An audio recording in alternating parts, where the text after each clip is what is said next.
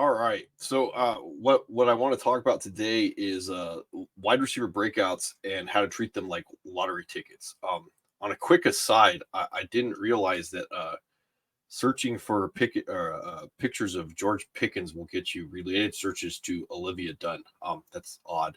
So anyway, like the reason why I want to talk about like George Pickens to start off is George Pickens is a prime example of a lottery ticket that's a wide receiver breakout. So if George Pickens ends the season as a top 10 wide receiver, there's going to be a lot of people out there that are like, I told you so. And it's not going to surprise a lot of people. There's going to be other people that sit there and go like, well, George Pickens is an obvious bust. So on ESPN right now, George Pickens is going as the wide receiver 35, 81 overall. I have a draft today, my first draft for Yahoo. It's the first time I've really looked at the Yahoo rankings. I don't think they're particularly good. That's why I usually stay away from them. I believe George Pickens is wide receiver 34 there, and then Underdog has Pickens as wide receiver 32. They're all about the same ballpark.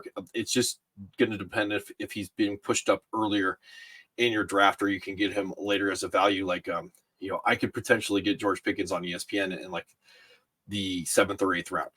So, or even 9th. So why we want to look at wide receiver in such a manner as to be lottery tickets is because there's so many guys that have this incredible upside. They're not all going to hit. And we're going to talk about guys like Deontay Johnson and Tyler Lockett later. But, we have guys like Christian Watson, Mike Williams, Big Mike Williams, Drake London, Brandon Ayuk, Pickens, we already talked about. Jawan Dance is being pushed up the board because of the injury to Scary Terry. Michael Pittman. I've already talked about Sky Moore and Jordan Addison. I'm not going to talk about them anymore. And then you have like later guys, depending on your format, like with Christian Kirk and Gabe Davis, and like even like the deep sleepers like Nico Collins. And I have other guys like Pua Nakua, who I'm huge on, or Michael Wilson. Like these guys, they're all just lottery tickets. These are the guys that you want to stuff on the bottom of your bench. So yesterday when we talked about the running back dead zone, we start running out of pathways to get running backs to be this year's Josh Jacobs, to hit top 10, top 5 status. With wide receivers, there's so many more of them that like we really have to factor that into how we're drafting. Wide receivers grow on trees. Running backs are unicorns. So with wide receivers, like even if I don't get a guy who finishes the season as a top 10, it doesn't mean that at the end of the season he isn't a top 10 wide receiver, because certain things factor into how the season rolls. Like guys eventually get acclimated to the offense. That's just not rookies, but like teams have to figure out how to win.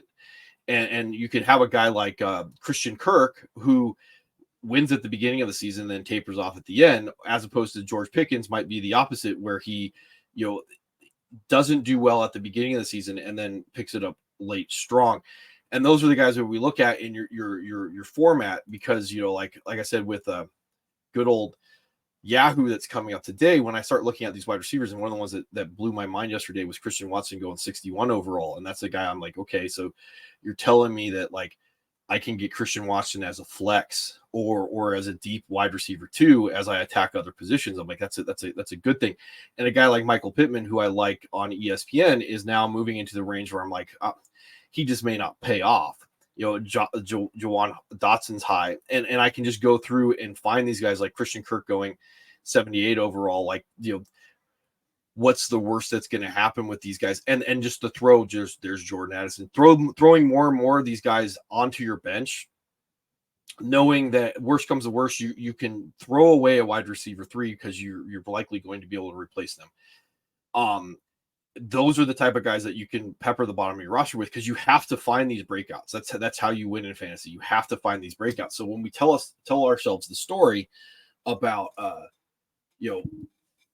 Christian Watson, how he gets there, or in this case, another guy we could talk about is Drake London, how he gets there. A low volume passing offense. How does Drake London get to the point where he's a top 5, top 10 receiver? There's a pathway there. I don't think it's particularly great, but like he's a guy that at the right price, because again, we never hate the player, we hate the ADP. I would take and go, okay, like this guy is a guy that I can have as a low end wide receiver 2 or a solid flex or just a lottery ticket coming off my bench. And that's what we have to look at later in the draft. Like once we get to, rounds 13 or so, those are the guys that are priority guys to cut because we need roster churn. But above that, like these are guys that we need to have the upside for to win.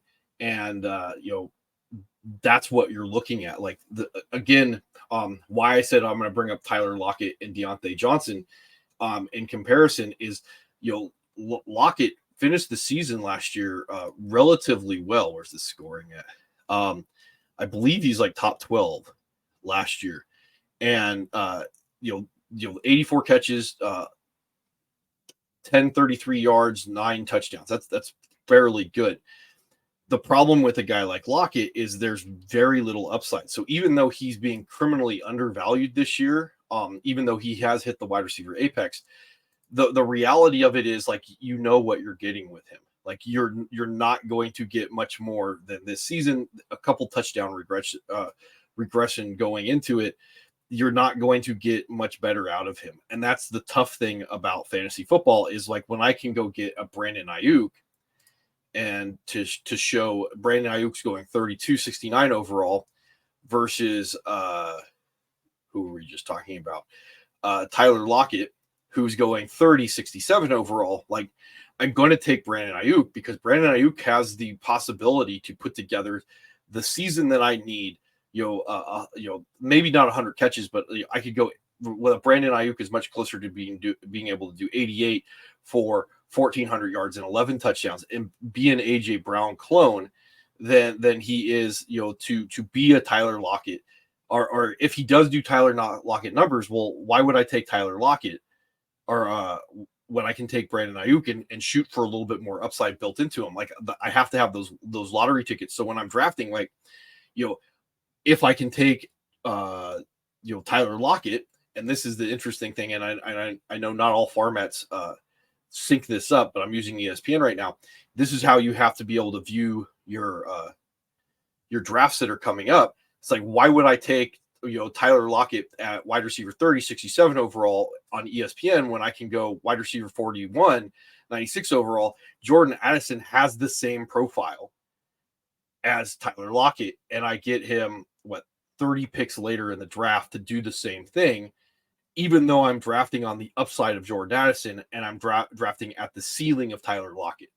Like those are the things that we have to look into. So like, later in the draft that pick 119, Nico Collins, like how in am I on Nico Collins? I'm not very, I don't think CJ Stroud is going to be very good. But Nico Collins to do what? Can I see Nico Collins doing 80 for 1,000 and 8 or 9 touchdowns? Well, yeah, like I could easily see that pathway.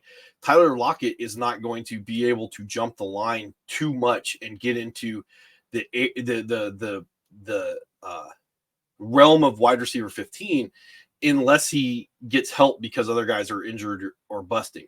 And I agree that like Tyler Lockett is going to be a very valuable play. I mean, the number we usually look at is about 200, and he's well over 200, so he is being disrespected, no doubt. But it's just a matter of like how I build my build, and having a Tyler Lockett be in very premium rounds and just saying, hey, I'm going to punt on this guy. That's fine, because especially from the standpoint that I know I can go out and I can get my lottery tickets later in the draft and see, can I have a guy that will outperform Tyler Lockett? Can I push Tyler Lockett down to my flex because someone else is broken out as my wide receiver 2? Now I'm running 2 wide receiver 1s and Tyler Lockett is my flex. That's a good problem to have. So when I'm looking at the guys in my rankings, it becomes like fairly easy to go like, and let's see. Who am I looking at that has very little upside? And Deontay Johnson's the other guy that I want to talk about. Like everybody's talking about how criminally undervalued Deontay Johnson is. And I don't see it, because when we go hunt down Deontay Johnson, like in his 147 targets, it's of the efficiency of the targets. Maybe the efficiency goes up a little bit. Maybe he becomes a 1,200 yard receiver. Maybe he hits 8 touchdowns. But the reality of it is he's lacking in some of the fundamental things that are necessary to, he doesn't have particularly great hands. Obviously, there's something missing in his game that he can't elevate his quarterback play last year. Something occurred. And so when I look at a Deontay Johnson, do I see him being undervalued in a lot of formats? Yeah, but like I'm expecting him to be able to put up Tyler Lockett numbers this year, which has a lot of value to it. But those low end players, those wide receiver 2 players, wide receivers grow on trees, are not going to win me championships. I have to be able to find the guy that is this year's Cooper Kupp, and that guy might already be steamed up in price. That might be Calvin Ridley, that might be Garrett Wilson, but I have to be able to go look at the guy and go like, how do I get them there? Like DJ Moore is probably overvalued. I'm going to have a hard time being able to really hit higher than he's going. Christian Watson is probably going to be a boom bust wide receiver 2. DeAndre Hopkins is probably capped. He's a name value guy. So like going a little bit later in the drafts, like Brandon Cook's probably going to be Tyler Lockett, and I can get him, a round and a half later. Like that. These are the things I look at, and I can't thoroughly predict injury, but I can predict how things are going to shake out on other levels, and I just want to have those guys on the bottom of my bench, like Jacoby Myers doesn't do anything for me when I can take a Michael Thomas and maybe I get the same player. Maybe I get, maybe he's a guy I can throw away.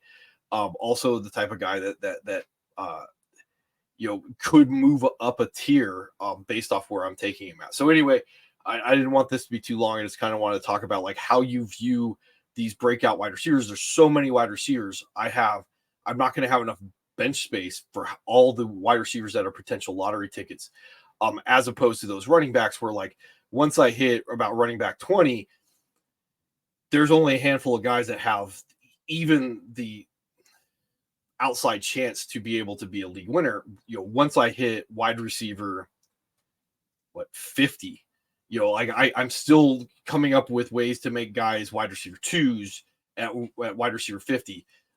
There's guys in wide receiver 35 that I can tell a story about how he's a wide receiver 1, and I just have to have those guys later on my bench. That's why I usually like the unicorns of tight end and wide receiver should be pushed up. And tomorrow I'm probably going to talk about tight ends or maybe quarterbacks as we finish off this week towards what would be draft day on for a lot of people on Saturday. So anyway, that's about it.